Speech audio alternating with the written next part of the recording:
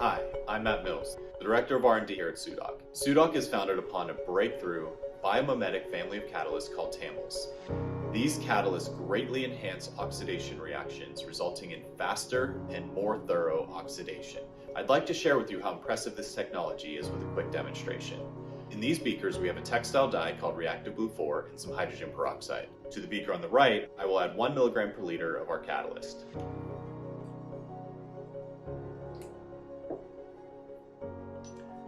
As you can see, the beaker on the right reacted orders of magnitude faster than the beaker on the left.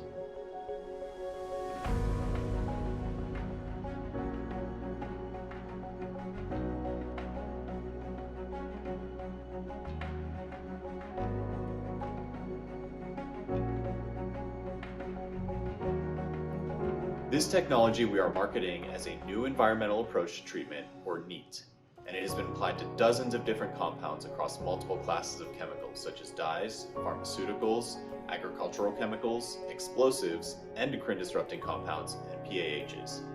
Sudoc is now working to bring this technology to market with our mission to remove and replace toxic chemicals from our environment.